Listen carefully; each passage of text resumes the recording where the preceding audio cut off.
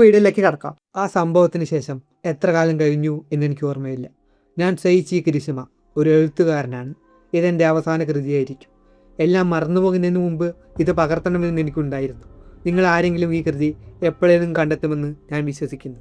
Chapter 1 വിക്ഡാസ്. ഒരു ഇരുണ്ട മുറിയിൽ ഒരാളെ കെട്ടിയിട്ടിരിക്കുന്നു. അയാൾ ചോരയിൽ കുളിച്ചിട്ടുണ്ട്. അയാൾ പറയുകയാണ്, ദയവായി ഞാൻ അപേക്ഷിക്കുന്നു, ഞാൻ നിനക്ക് വേണ്ടി എന്ത് വേണമെങ്കിലും ചെയ്യാം, പക്ഷേ എന്നെ കൊല്ലരുത്. അതേസമയം ഇരുട്ടിൽ നിന്നും 2 ഭീകരമായ കണ്ണുകൾ അയാൾ നിരീക്ഷിക്കുന്നു. സീൻ ചേഞ്ചായി നമ്മളൊരു ബീച്ചിലേക്കാണ് പോകുന്നത്.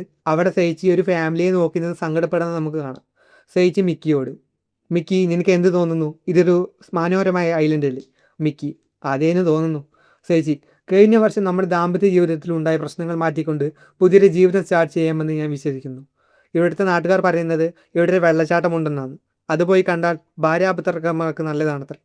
അത് കേട്ട മിക്കി, ശരിക്കും സെയിച്ചി നീ ഇതിലേക്ക് വിശ്വസിക്കുന്നുണ്ടോ? സെയിച്ചി, അതെ, ആ പഴയ ജീവിതം മറക്കാൻ ഞാൻ എന്ത് വേണമെങ്കിലും ചെയ്യും. സീൻ ചേഞ്ച് ആവുകയാണ്. അവർ 2 പേരും ഒരു കാറിലിരുന്ന് രാത്രി എവിടേക്കോ പോവുകയാണ്. മിക്കി, നമ്മൾ എവിടെയാണ്? നമ്മൾക്ക് വഴി തെറ്റി എന്ന് മാത്രം നീ പറയരുത്. നീ പണ്ടും ഇതുപോലെ തന്നെ ഒരു കഴിവ് കേട്ടവനാണ്. സെയിച്ചി, നമ്മൾ അവിടെ ആൾമോസ്റ്റ് എത്താറായിരിക്കുന്നു. മിക്കി, വാട്ടർഫാൾ തേങ്ങ, നിൻ്റെ കൂടെ വരാനേ പാടില്ലായിരുന്നു. സെയിച്ചി, ഇനി ഞാനൊരു കാര്യം പറയട്ടെ. വാട്ടർഫാൾ മാത്രമല്ല ഇവിടെ ഉള്ളത്. പണ്ട് ഇതൊരു യുദ്ധക്കളമായിരുന്നു. മരണപ്പെട്ട പട്ടാളക്കാരുടെ എല്ലുകൾ ഇപ്പോഴും ഇവിടെ ചിതറിക്കിടക്കുന്നുണ്ടെന്നാണ് നാട്ടുകാർ പറയുന്നത്. മിക്കി, എനിക്ക് തോന്നി നിന്റെ കോപ്പിലെ നോവലിൻ്റെ റിസർച്ചിന് വേണ്ടിയായിരിക്കും ഇവിടെ വന്നത്.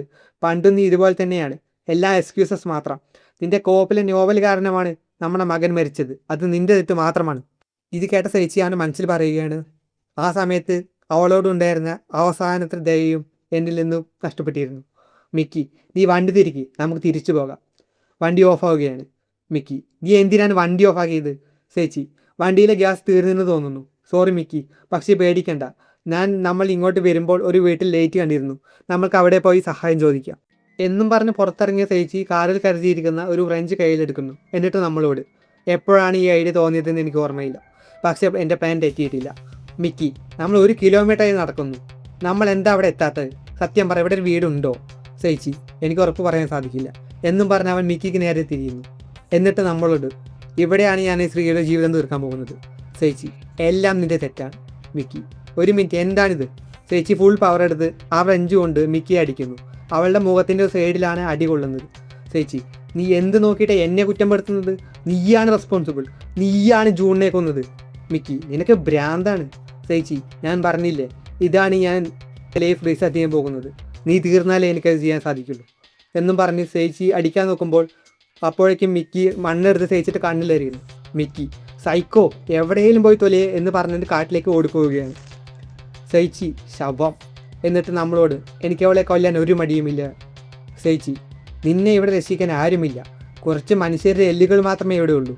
നിന്നോട് ഞാൻ പറഞ്ഞില്ലേ, ഇനി നിൻ്റെ ശവം ആരെങ്കിലും കണ്ടുപിടിച്ചാലും അവർ റിപ്പോർട്ട് ചെയ്യാൻ പോകുന്നില്ല. എല്ലാം കഴിഞ്ഞു മിക്കി, പുറത്തു വാ. നമ്മളോട്, എനിക്കൊരു റിഗ്രറ്റേ ഉള്ളൂ, അവളെ പിന്തുടർന്നത്.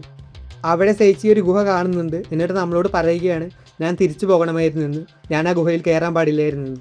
ആ ഗുഹയിൽ കുറച്ച് തിരഞ്ഞപ്പോൾ തന്നെ സെയിച്ചിക്ക് മിക്കിയെ കണ്ടെത്താൻ സാധിക്കുന്നുണ്ട്. അവളുടെ കാലിൽ ഒരു പരിക്കുമുണ്ട്. സെയിച്ചി പറയുകയാണ്, പാവം, നിനക്ക് വേദനിക്കുന്നുണ്ടോ?